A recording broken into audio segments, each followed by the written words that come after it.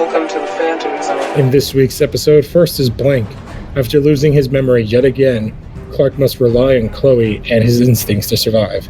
Then, in Ageless, Clark and Lana get to play parents for a day in maybe the saddest episode ever made. This is the SMALLVILLE Chronicles.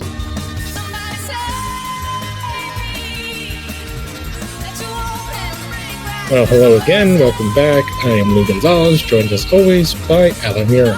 We have one... No, these are both sad episodes. Yeah, the first one kind of has like a lot more comedy in it. The second one has like no... It's like... No, I'm talking about the core, of the first episode of Blank. Yes, the core story is... The core tragedy of that was like that caused, or that set everything in motion. Yes. Is terrible, but there's definitely lighthearted. The second episode is like zero lightheartedness. Yeah, and has like a real bummer ending. Oh, it's like, it reminds me of, I can't remember that Justice League episode. It might have been Justice League Unlimited at that point, where it ends with Batman on the swing. It was the final episode of Justice League Unlimited. Yeah, well, it's the penultimate. Without the epilogue. The Batman Beyond episode. It doesn't count that. Yeah, because it's Ace, right? Is the one he's talking to? Yeah, and it's something that I think either before or after he ends up talking to Batman, ends up talking to Amanda Waller about. Yeah. Which, if you've never seen one, Justice League and Justice League Unlimited are amazing. They're on the DC app, I believe. And that is one of the saddest episodes of a cartoon. And when we get to the second episode, we'll explain why they are kind of similar in many ways. But this first episode is interesting. It's got interesting effects.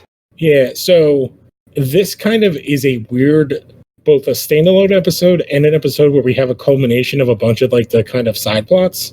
So like the Chloe knowing Clark's powers, the Lana and Jason stuff. So our guest star this week, if you can call him that, like our Freak of the Week, is played by Jonathan Bennett. Which if you watch Food Network and have seen Cake Wars, he is the host. He's been in a couple other things. He was in Mean Girls. He's been in a ton of like, I don't even know if it's Hallmark, but like those whatever channel does like those Christmas movies. Yeah, that's Hallmark Channel. My dad, ironically, who's like this like man's man, is like all like obsessed with them lately. Yeah. After this, so he did this after Mean Girls. Mean Girls was before this. Like a year before this. He was in All My Children for a little while. The other things he did, which is kind of funny, he did Cheaper by the Dozen 2, which, do you know who is one of the stars in that movie? Yeah, Welling. Yeah, Welling is the oldest son. And then he also did the Dukes of Hazzard prequel TV movie. And which is funny because that was Schneider, who was in the original. But he does, he played Bo Duke. Who did Schneider play in the original? It'd be funny if they played the same. I don't remember which one Schneider played. I'm looking on IMDb right now. Schneider played Bo. Okay, so they played the same Duke brother, which is funny. So he was in a movie with Welling, and then he was in a TV movie playing the same character as Schneider. Oh my god! Oh, he was in a Van Wilder directed video too as Van Wilder. Oh, he has like the career. I'm trying to think of like someone else who has a similar career to this, because there's a lot of people. Not even like Melissa Joan Hart at least started her own show. Oh man, I feel like there's a lot of these like 2000s leading guys that like that kind of ended up in that path. Jonathan Taylor Thomas was on his way before he just like bailed out of acting. But yeah, so so he's our guest star of the episode, which we open with the Talon. Lois is working, and so Chloe and Clark are having to talk about like University of Miami. Okay, and she's I like this line. I never expected you to swap your flannel shirts for fuck, I fucked it up. Was it for tank tops? I'm trying to look and see I didn't expect you. I never thought I'd see you trade in, or I never expect you to trade in your flannels for flip flops. And trying to look and see who was on the football team, because I was like, they used to be a big football team. In 2005, I think is after they completely fell apart. Yeah, this is already when they're bad, because back in like the late 90s, the University of Miami was like one of the biggest like party colleges in the country because their football team was so good. Yeah. So yeah, they're having that conversation. Lois is working, And we see someone's looking at her, or she's taking an order, and there's someone, like, the way the shot is done. The person walks to the right, and we see Jonathan Bennett. Yep. So he is playing Kevin Grady in this episode. He straight up, she's taking an order. He grabs something else. He grabs something, places it, takes the money out. Lois is like, nah, and then he like, I'm trying to. The hand motion is like a Jedi mind trick thing where he like puts his hand in front of their face. Each tip of his fingers generate a sort of green lightning effect to like the Emperor and his power. And she is like, "Can I help you?" Yeah. And he says, and his response is, "No, thanks. I already helped myself." Yep. And he then turns to, then he exits, and Chloe asks if she basically asks him. She asks. She asks Clark, right? No, she's talking to Clark. Lois is taking someone's order. She then opens the cash register, notices there's nothing inside. We then cut to the car outside, which is like, and he's doing the odd thing where he's looking forward, but then stops to look to the side, looks forward, looks to the side, and then Clark, he stops short because Clark is like right in front, right. He's literally about to crash into him. Yeah, it's like the goofy camera trick. Instead of actually like paying for this like special effect, it's like the quick cuts to like show super speed.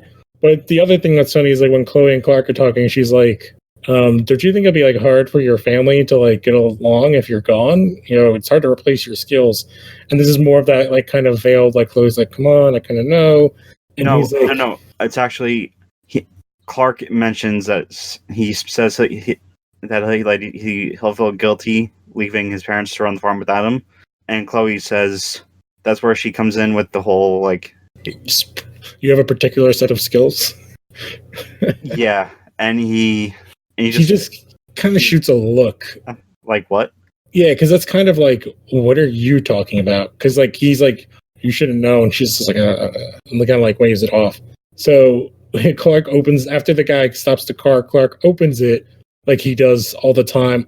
He doesn't. I'm trying to think. I don't think he rips it open. He just like opens the door, and then the guy just goes like zzz, and like zaps him. But he doesn't.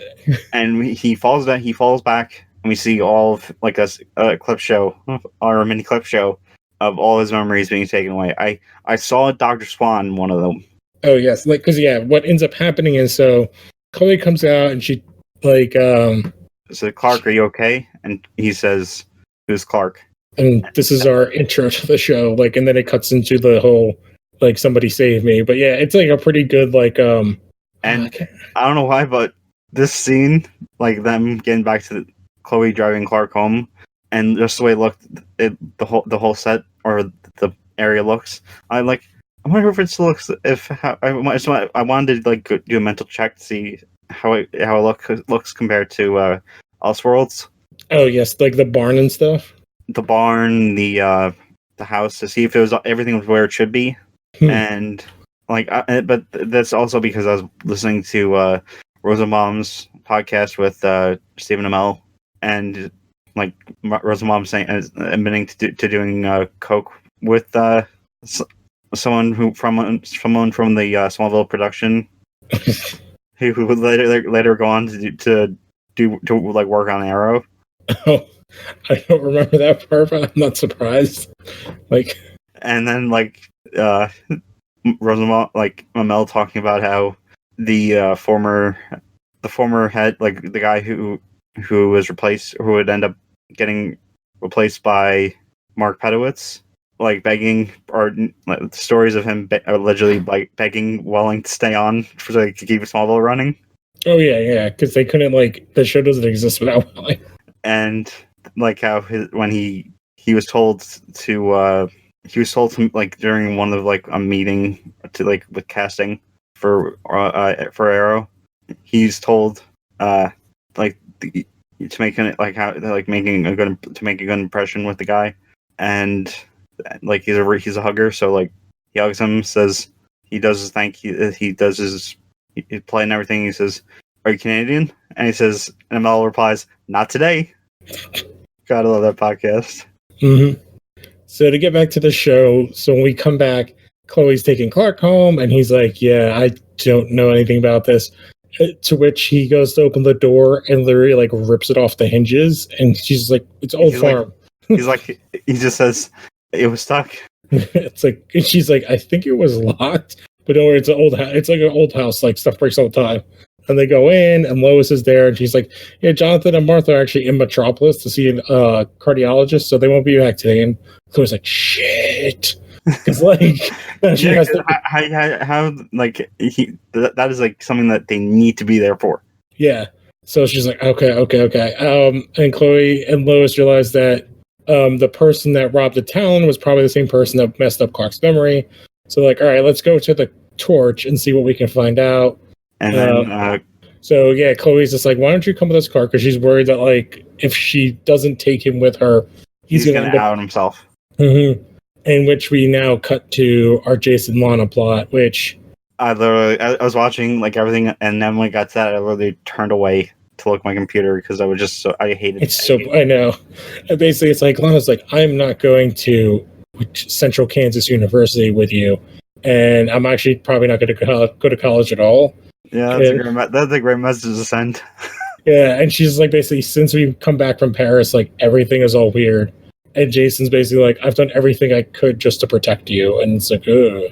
And it's like a one scene and like a couple of lines, but it's like so the pacing just like it really distracts from the rest of the plot, which is mostly in this episode is like very funny. Like everything is played for comedic effect until we like kind of find out why, like the backstory, like you said. Yeah. So very, very, very sad, and makes the person who actually did the thing come off to like they give you some like feelings of you should feel sympathy, like when the character's first scene, but then when like later on at the end of the episode, it's just nothing.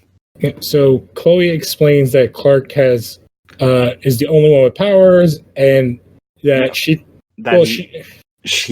tells him about the meteor shower and how like he's saved, how he is a hero. That he saved everybody a bunch of times, but like you can't really trust a whole bunch of people. And she's like, yeah, you actually didn't tell me either, but but regardless, I'm still going to keep your secret and not betray you. And Clark even says, like, even though I don't know anything, I can tell you wouldn't betray me. So they go back to the Talon where he uses X-ray vision to find a card underneath a floor mat. And Chloe's like, I didn't know you could do that. And he's like, why didn't I just tell everybody like I can do these things and like go back to like, why would I want to go back to like lying to everybody and not just being myself? And Chloe asked him like to reconsider, like, and it's kind of interesting, like they kind of play like coming out of the closet. Yeah. Which they do, it does make sense in many ways. But yeah, they definitely like play on that a lot. Like, why don't you wait till your parents come back and talk to them about it? So then Lana comes out of the apartment and Clark. I can just basically just summarize it with just a few lines. Like they're talking and Lana comes in, like Lana's in view, and Clark just looks. Who's that? Yeah, it's very much like if you could like think of like a bad music video, it would be like Lady in Red would just start playing and like everything else like fades out and it just like turns and there's like a spotlight. It's like I actually think it's like in this instance it's okay to how they do it. Well, what's funny is obviously from like the season 1, his heat vision goes off and he sets a lamp on fire and premature combustion. Yeah. And Alana's like really confused and basically because Chloe had to, after saying premature combustion, never thought never that's a power I would want. That's something. She has something like gross. Yeah, and she makes she takes the cups and like the first cup doesn't put out the fire, but then she grabs a comedically larger cup and that puts it out. God, this is a great episode. Mm. And basically, like, when they're leaving, Clark's like, who was that? And Chloe's like, well, that's the love of your life. Like, kind of like the sad Charlie Brown kind of way. Later on, Lois shows up at the loft to talk to Clark, who's looking at a picture of Lana and looking at the drawings in the caves. And he like kind of immediately is like, we don't really get along, you and me, right? And Lois is like, oh, no, we don't, which is funny. And so the next day at school, Clark goes to Lana and is just like, what happened to their relationship? And she's like, she doesn't know. And Clark is just like, I guess I did something. And basically is like, well, it's going to be different this time. And Lana's like, well, no, she's like, what do you mean this time? Yeah. And then she's like, okay, I gotta go. And Lois and Chloe come into frame, and it's a great shot of like Clark and Lana. Mm-hmm. And they like the whole, how do you even get here? Like the heart knew more than the heart knew more than the rain. Mm-hmm. So basically, Lana's like, oh, we'll talk about it later. And Chloe and Lois are like, we figured out who the car belonged to, some kid named Kevin Grady. So they go to the Grady's residence and they find, or at the Grady residence, we see Kevin's packing up a bag when his father finds him and explains that that wherever like that they sent him, it like messed him up and turned him into a freak. And he knows that he can't stay because of what he did, so he's leaving for good. And he says, no, you're not, or something along those lines. And then he just zaps his dad. Mm-hmm. So Clark, Lois, and Chloe show up, and Dr. Grady admits that like Kevin was at Summerholt for memory treatment, and he told them. So this is where we get our first instance of like the sad story. Yeah, basically that they were out hunting. The dad, so Dr. Grady, Kevin, and then Kevin's little brother, and that Kevin accidentally. Dude, you son of a bitch. Sorry, I just had to. I saw the name. I just had to. Yeah, basically, that Kevin accidentally turned and shot and killed his younger brother in like a hunting accident, and so they've been trying to erase the memory because Kevin's been like so like it destroyed him. Yeah, it's like PTSD to like suicidal, like all the things that you think you would be if you killed your brother. So they've been doing that to kind of like help him. And now we get our foreshadowing. Yep. So they visit Lex, who'd also been going to the memory treatments at Summerhall, and Lex is able to like finagle Clark to be by himself. And well, I'd so say Clark is like, I guess the castle didn't go well with the neighborhood or something. Like, since it's simply just a long ass castle. Yeah. And I was like, I can't believe I'm friends with a billionaire. And Lex walks in, he's like, well, you never sounded that impressed. Yeah. But I do like the one thing they do here. So when Clark is alone, Chloe like kind of goes in the other area and like whispers, knowing that Clark can hear it, and basically is like, don't trust him. No, she actually says, Clark, be careful. Yeah, be careful. And basically Lex starts like asking him, like, oh, we've been working on this project with these caves. And I think Clark accidentally slips on the one thing, which he's like, oh, where's the thing behind the wall? And Lex is like, oh. He just flashes it, or he just shines a light on it. I have no idea why that. I don't know if that was. I don't know why they left that in. Oh, like in the thing? I think it's trying to show that like Lex's like feelings that Clark has been holding stuff back is like confirmed in that moment. No, just the moment where Clark says, "Where's the door?" Does he say like the door or something? He said, "Okay, so they're in the caves." He says, "Where's the wait a minute? Where's the two-headed thing on the cave?" And then Lex just moves his flashlight up. It was sort of like a botch. Oh, okay, yeah. When they were actually in the caves, yeah. Because like I think the idea is that like a bunch of stuff got changed because they've shown it before. Like the pictures and stuff move when stuff happens. So I think is he referring to the Naman, yeah, and the other guy. So after this, like Clark kind of is like, yeah, I need to go home. And he says, wait a minute, where is it? And then Lex like, where's what? There should be a door. There should be a room or a door room behind this painting, or behind this wall, or in that wall. And Lex says, "Oh yeah, we like theorized that, and we've been working on opening it or something." And that's when Clark's like, "Yeah, I think I need to go home now," and like goes back home. So while this is going on, Chloe's in Summerhalls, and we all know what's going to happen. Yep, it happens to Chloe every time. She sneaks in. She finds video files of him saying, I promise I'll forget," and we don't know exactly what's going on. Yep. And she I think she calls Lois, or just writes in the email, or I think she calls Lois and tells her to open the email. She's gonna check out the files she's gonna send, and then she gets we see a hand grab her face. And so it cuts then to like the torch, and Clark goes in.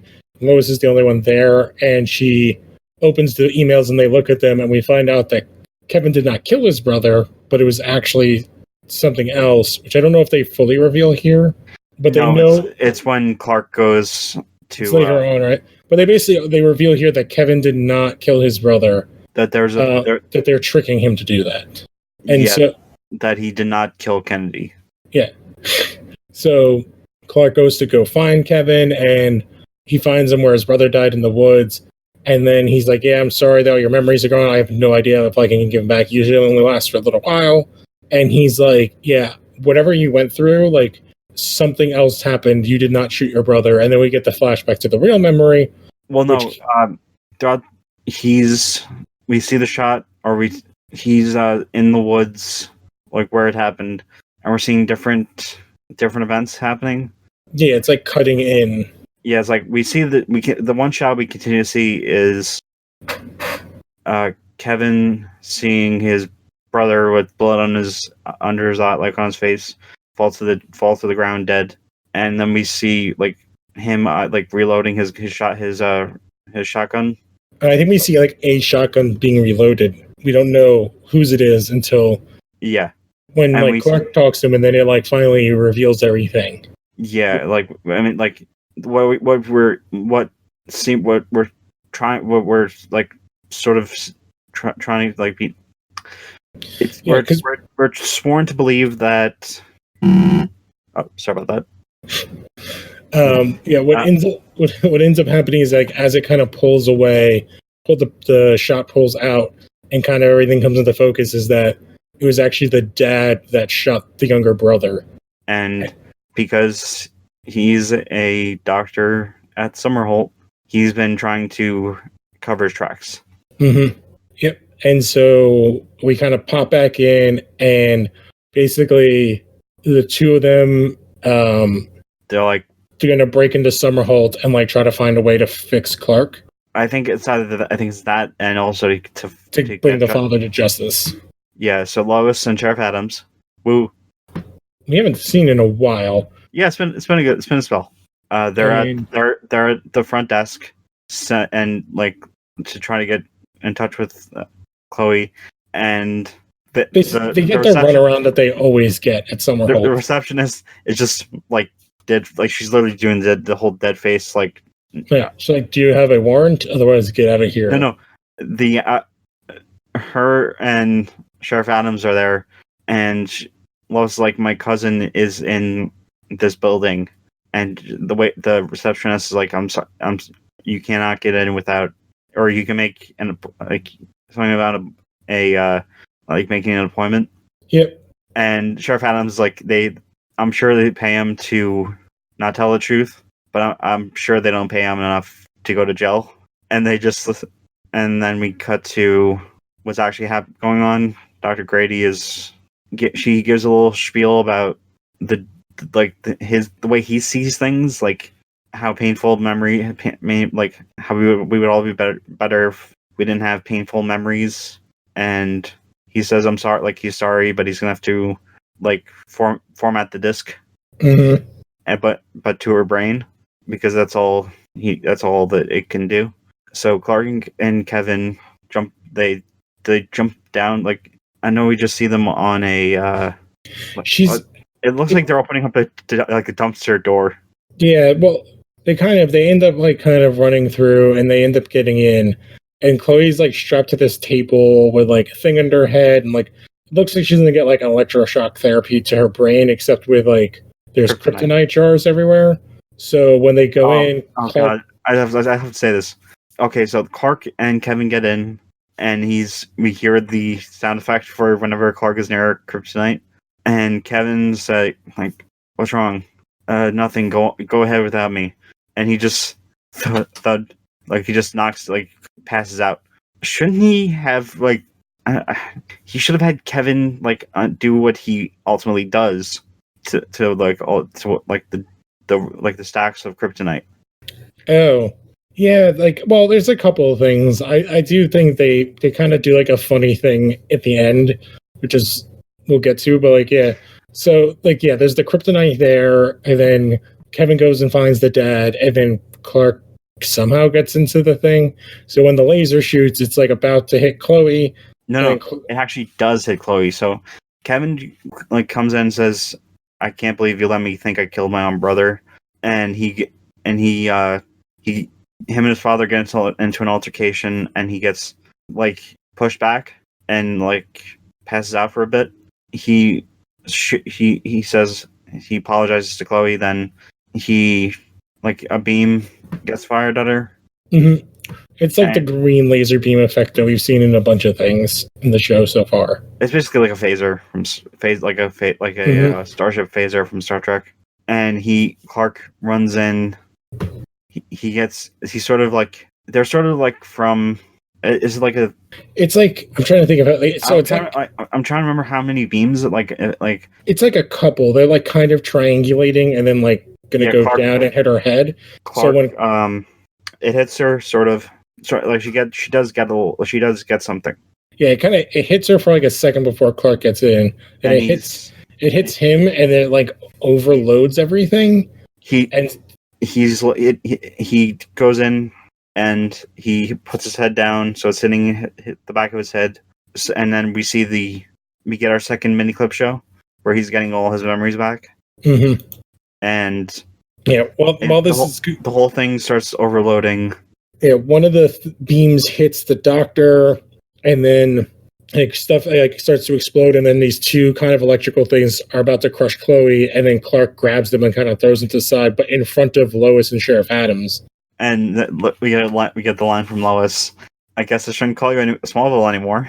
Yeah, and then basically what ends up like Clark's like, and Sheriff Adams is like, "Oh my god!" And so Kevin just I mean, there's no point, there's no point in doing it to Chloe, but yeah, Kevin shoots 3 beams at Lois, Sheriff Adams, and Chloe. Yeah, because Clark doesn't realize it's like almost the entire time of him having his memory wiped is also wiped. So what Kevin does is he only wipes like the last 5 minutes from them. So Chloe still knows the secret, so that's why he doesn't know. And so everything kind of gets fixed. That Dr. Grady is taken into custody by the police, but I think we're meant to believe that Dr. Grady's like a blank slate now. Yeah. And so then we get the obligatory Lex showing up at the farm. Well, what happens is like Kevin starts to walk away, and Clark mentions, "Hey, you're the guy from the Talon, or you're the guy that you wipe my memory." Or he says he owed him, or that he owes Kevin one, and Kevin says, "I think we're even." Yeah. And Clark does. I like the way that Tom Welling did this, or said it was very like Western. I think I have reason to trust to let you go. Yeah, and like, it's like a good old Western sheriff. Mm-hmm. No, you're right. And like basically, what's interesting is that so that after that, Lex comes to the farm and is like, "Yeah, I don't remember anything in the last 24 hours." And Lex is like, "Oh, just we just kind of talked." Chloe says, it says, "Chloe told me that we talked, or that we needed to talk. Is everything going all right?" And he says, We just talked about. I just told you about the missing, or he shared, or he kind of basically just shared his. He says he shared his own amnesia experience, and yeah, basically they kind of part, and Clark's like, yeah, that's definitely not true, and then Lex is like, oh, damn man, his memories are stored. But then like as they pull out, Lex pocketed like one of Clark's like drawings. And then basically as Lex is leaving, like a couple minutes later, Lana shows up and Clark's like, what are you doing here? And she's just like, oh crap, too. Which is funny. And then she's like, yeah, we were kind of supposed to have like date kind of plans, but it's okay, like I'll leave. And then he's like, yeah, I'm sorry, I don't remember anything. But this time will be different. Yeah. But Clark kind of just, he goes like, Lana, and this time will be different. And then we get the final scene, which is basically Clark goes to see Chloe, and he's like, she's like, I didn't realize how complicated your life was. And Clark's like, did I do anything weird? And she's like, yeah, you only did one thing different. You trusted me. And then that's where this episode ends. This was a great episode. Because like there is a lot of the goofiness, but it kind of does show like how complicated Clark's life is, especially with so little people knowing. And this is basically a Chloe. It's mainly like Chloe Clark, like foreshadowing what things are going to be when in like season, like from like this, like once.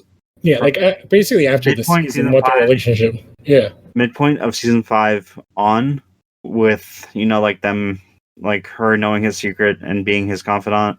Yeah, but it's an interesting episode. I definitely would give it like an A- grade, only for like. God. I'm looking at the music that was in this episode. We got a 3 Doors Down song. Oh yeah, there's like Switchfoot. Yeah, there's some like stuff. Basically, the only thing that kind of drags this down is the one Lana Jason scene. The rest of it works really, really well. It could be like kind of shortened up a bit, but it is like a lot of the scenes are like really good in the fact of like how like it gives Chloe like this look into what it would be like if Clark let her in on everything, and how difficult the kind of like what Pete went through. But otherwise, like the episode is really good. It does like do the goofy like have your cake and eat it too, where like so we get an episode where Clark lets the Chloe know, but then it doesn't really happen, and Lois and Sheriff knows, but then it gets erased. So, but it does a lot of foreshadowing. Like this whole episode is like foreshadowing, especially the end with Lex and him. But I think we covered most of the trivia has to do with what's his name. That's the guest. Yeah. Oh my god, I forgot his name. The stuff with Bennett and Welling, and then Bennett with doing the Dukes of Hazzard. Yeah, the connection to Schneider. So I would like to jump into the next one because the next one's like so heavy, and that we're all gonna grow old and. Yeah, it's just like as heavy as that second Ryan episode in many ways, but also in many ways worse. Dude, are you trying to make me cry? Yeah. So this episode is Ageless. And it starts off like I completely forgot this episode existed. And so like there's this is a rare occurrence where a writer actually directed the episode. Stephen S. Knight. Who you may remember from the first season, the showrunner of, or not the showrunner, or I think he was, of season 1 of Netflix's canceled Daredevil series. Oh, really? Yeah, he left, and then the other, like the people who people don't really know about, probably didn't care about, came in, and everything with Punisher and all that, and also of Pacific Rim Uprising fame. Do you know what the other episode he directed was? No. He only directed 2 episodes, this one and Justice, which is the first that is the team up episode of everybody. That is the best Justice League movie that we've ever seen, or that anyone has that we've ever seen as a fandom. Yeah, it's the highest rated episode of Justice. So of Smallville is the episode. Yeah, but I mean, Absolute Justice. It's a culmination of like years and years of stuff of like showing these other characters, which we haven't gotten to. I think we've done one of them because we did Bart. I don't think we've gotten to Arthur yet, right? We're getting to Arthur next season, And then Arthur I think Arthur and Cyborg, or Arthur and Oliver are next season, right? No. Next season it's Arthur and Victor. Season 6 is John Jones and Oliver. Season 7, I'm not sure if it's season 7 or 8 with Canary or Justice Society. With Canary. She comes in real late. Yeah, and it's one of the worst takes on Black Canary. Yeah, it's fine. I honestly don't even remember it. I mean, there was sort of the version we got on Arrow, which was, I remember an episode of iFanboy where one of the hosts, Ron, or one of the former hosts, Ron, got tweeted that, someone tweeted him about picking up the first issue, the rebirth issue of Green Arrow, and first time, I loved how, or I loved the meeting of Oliver and Laurel, and it's just you're not getting it. Yeah, we should jump into this episode though, because it's, like we said, super heavy. Yeah. So we open with a pair of 18, 19-year-old people in a couple in a car. The guy's trying to call 911. The woman is screaming, and then we see her baby belly start to glow, and the man's it was kind of up there. So the guy ends up driving off the road, and then he's just I'm sorry, and just bolts. And then the car explodes into a burst of light. Clark and Lana, who are driving by, which I don't think we ever find out why they were together, but they're driving by, and they go and take a look, and there's just a baby crying. They take it to the hospital, where the sheriff is like, "Where did you find this baby?" And they're basically we're in this field, and it was all alone, and there was a big thing of light, and there's a giant crater, and the sheriff's like, "All right, we'll have to child services doesn't have room for the baby yet," and Clark's basically he tells his parents, we always get in every episode, "Oh, we'll take in some random child." And during all this, Clark is kind of maybe he's not from Earth, which I think he does. I'm trying to think how many times. This is the 4th time he's done that, where he's "Oh, maybe this baby's an alien or a Kryptonian of some sort, a person is from another planet." So that is where we start. We jump to. So I know we usually save these till after post at the end of the episode. The horror, I'm 25. I'm still certain things just creep me out. The way that how pregnant. Oh, that she's and then it's glowing and stuff. It's the actress that turns out comes back as different characters in 2 seasons from now. Oh, did not realize that. It does not say, but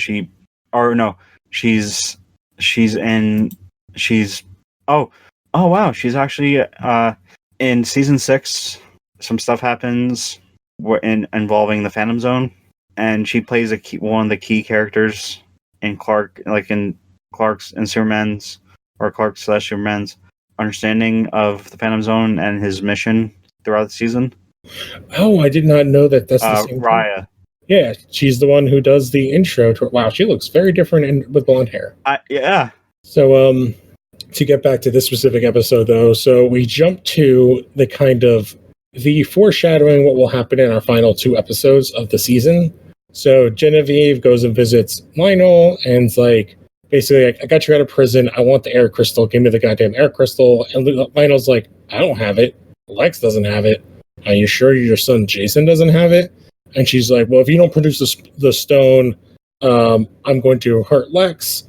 And basically, Lionel, this is where we learn that Genevieve is the one that killed Bridget Crosby, which ties into when Jason called before and oh yeah, they covered it up and put a gazebo there.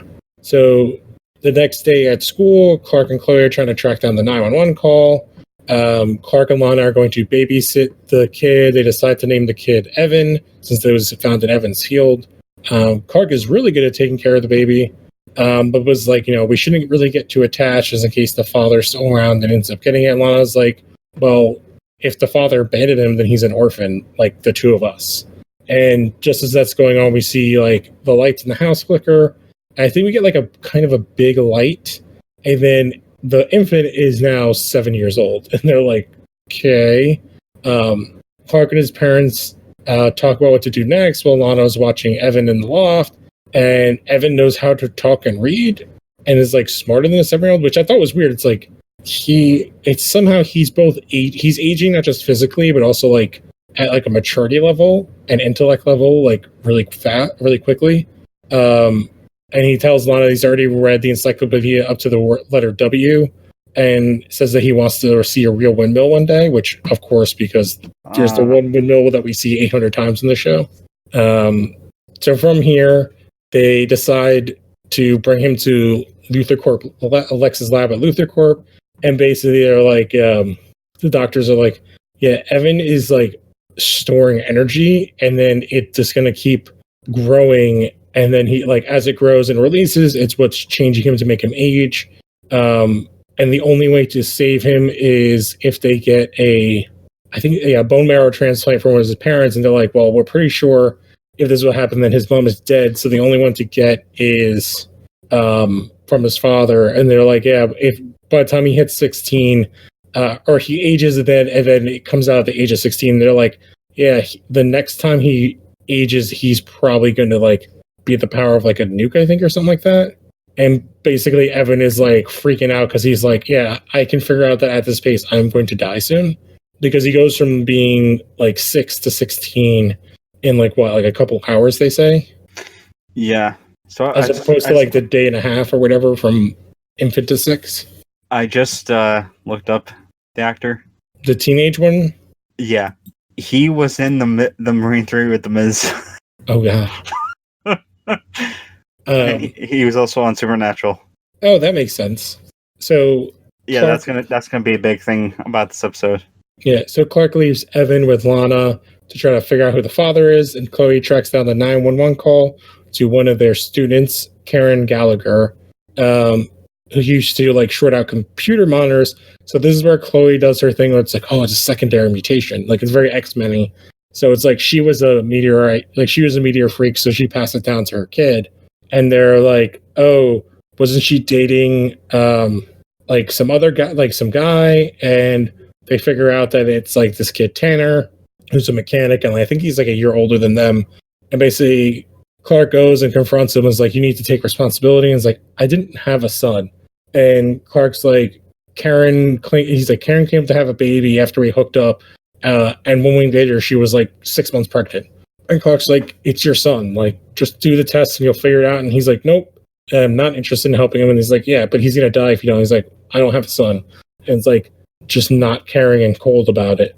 Which I think in many ways, it's like they play it off like in a very understandable way.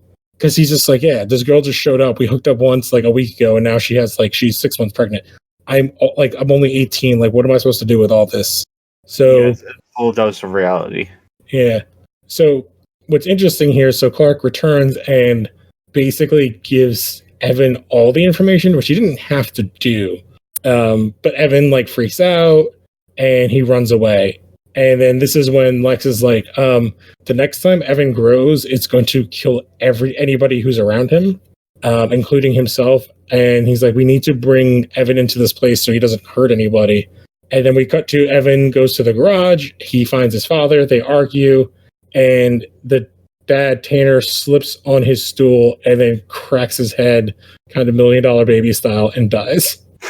I'm just thinking of the scary movie. Yes.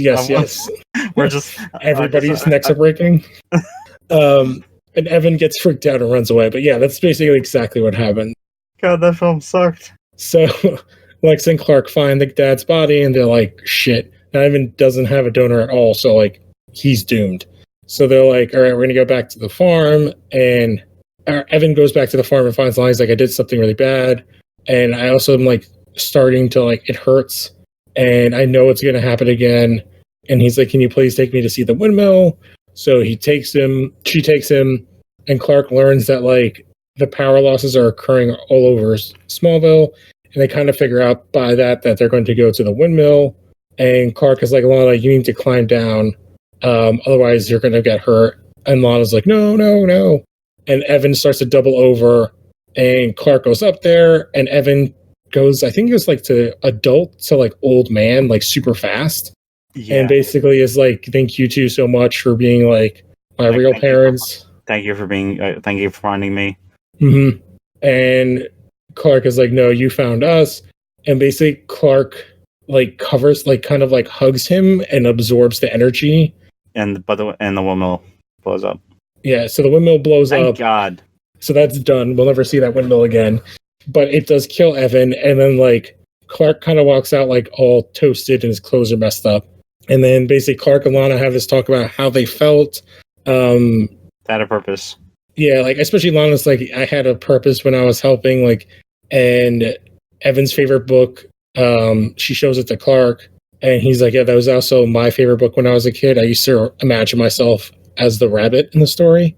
And this is just like devastating. And then we get to the end of the episode, which is like, it's kind of like a weird turn emotionally from where we were, but it is so important to the last 2 episodes of the season. Yeah. So we cut to Lionel. He's visiting Genevieve. He gets her a glass of wine. She starts choking, collapses, and he's like, yeah, I poisoned the wine. Here, I have the antidote. And he's like, if you ever threaten my family again, there will be dire consequences. And he's like, where do you, I know you have the water crystal. Where is it? And he finds that out. It's in the water temple. It's going to be a really tough time, Link. Clark goes to his parents, and he's just like, what if, like, since I'm not human, like it's, he like talks, kind of drops like everything. He's like, I don't even know if I could have kids. Like, I don't know about any of this stuff. Like, how did you know deal with me? And like, it's, they just kind of have like a really great like parent-child moment of like going through everything. You know, I really want someone to play the scene and then just have what's the term? A scratch?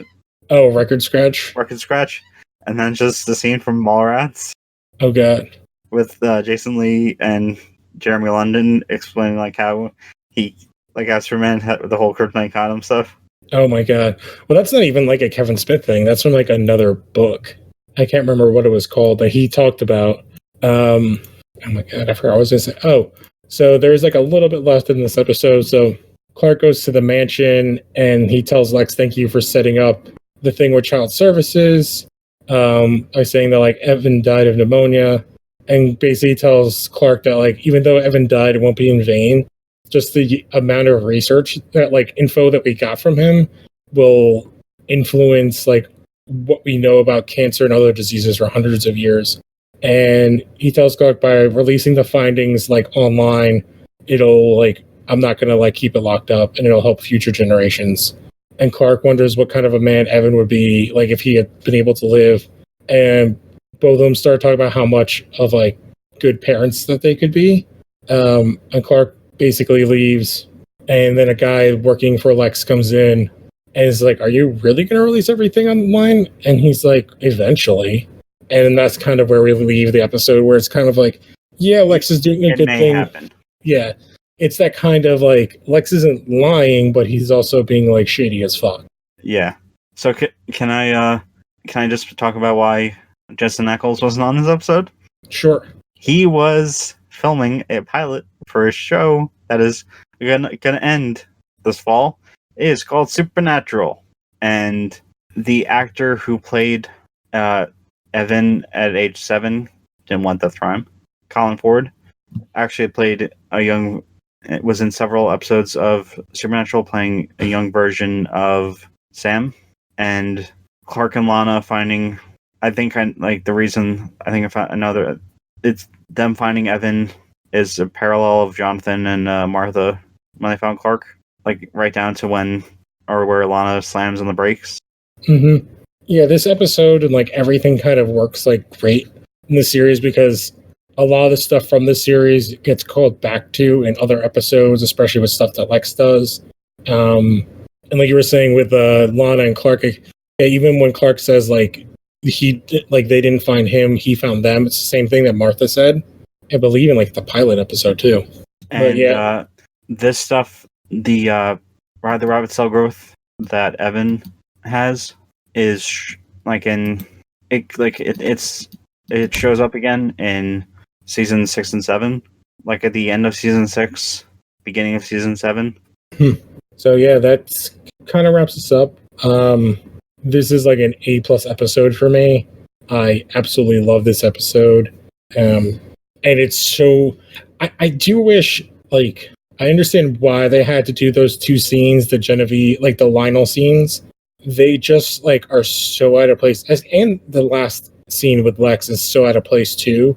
But I get why they're needed for like the series. But they are so out of like the rest of the episode. Like it's very jarring at times.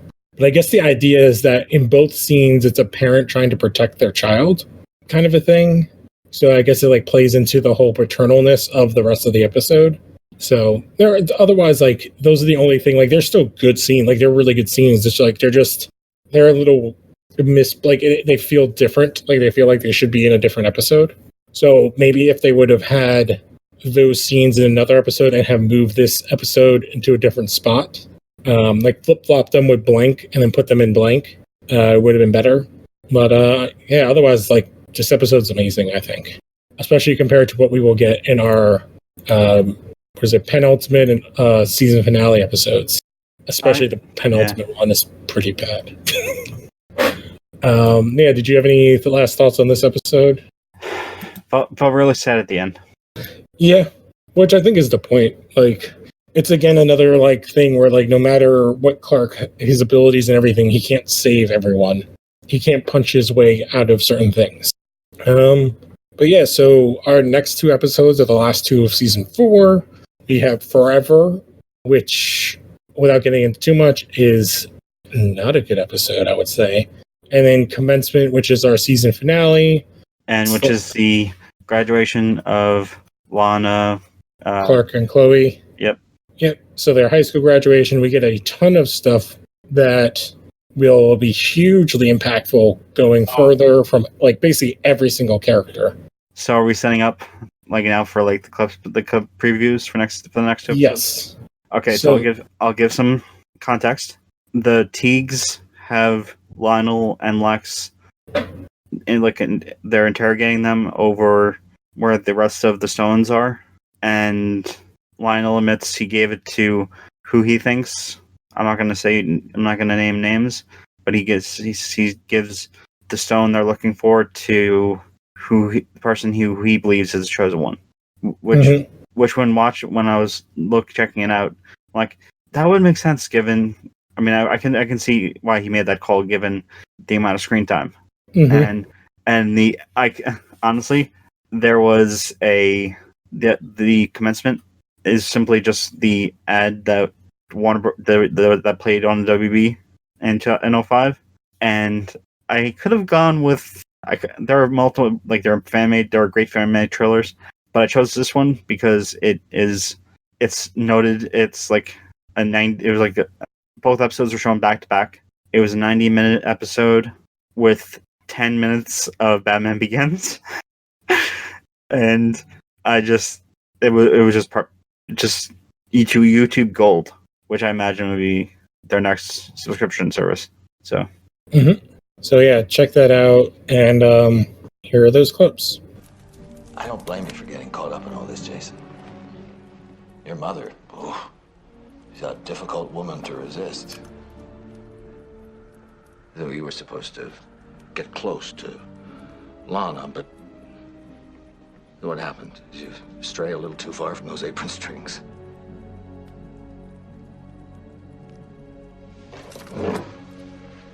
You know, with all your resources, I'd have thought by now you'd know that Lana's nothing more than my mother's pawn. A pawn? Well, that's true, but a pawn you fell in love with. Must be killing you that you've sacrificed your feelings for Lana in exchange for some maternal warmth it seems you can't do without. On the WB Wednesday, it's a Smallville super-sized 90-minute event. I can't do this alone! Features a world television premiere, August 2, of 10 minutes of selected scenes from the new motion picture, Batman Begins, the 90-minute Smallville season finale on the WB Wednesday. All right, and I think that just about does it for us this week. So, quick round of plugs. So you have the And Now Comics that comes out every Thursday on the stream, as well as the main Phantom Zone show. We've been talking about Legion, and there's been some After Dark stuff. And we should have a new episode of Legion of Tunes coming out soon, which is part of the Lost Horror Network. So go to losthorror.wordpress.com. Alan has another podcast on there, Lost Horror Games, and there's a whole bunch of other stuff, so go there and check it out. What was the newest thing you guys have been talking about? Because I know I just beat Ultimate Alliance 3, which was awesome. We are actually, Emmett and I are actually recording it in about like an hour and a half from now. Mm-hmm.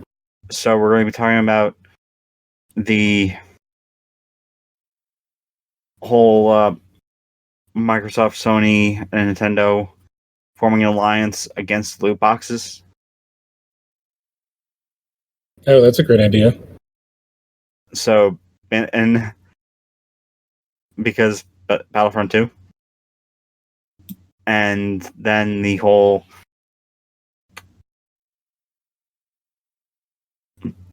people in political power blaming video games for everything, saying they're violent. Basically what happened with Doom and Mortal Kombat and stuff in 94.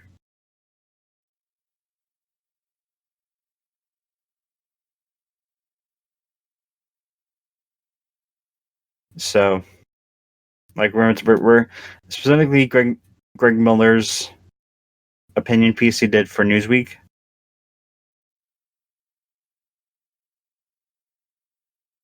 So,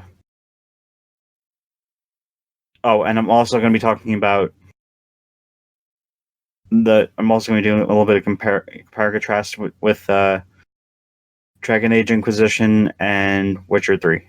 I just started playing Witcher 3 on my PC, and it turns out I can actually run it at pretty good. Oh wow, I am jealous of that.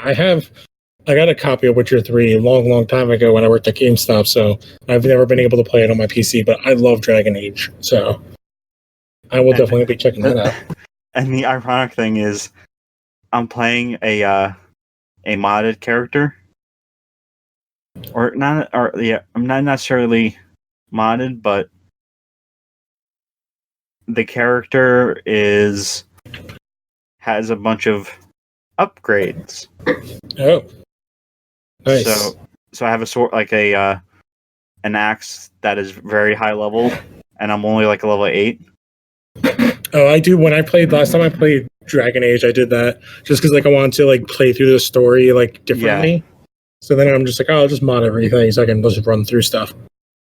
I mean that's still on my backlist. I still have not beaten either of those games, and they came out. One came out in 2014. One came out in 2015. Yep. All right. So check out all that stuff. Once again, losthorror.wordpress.com. Don't forget to rate, review, subscribe, and most importantly, tell other people about the shows. All right. And we will catch you guys next time. I'm Lou Gonzalez.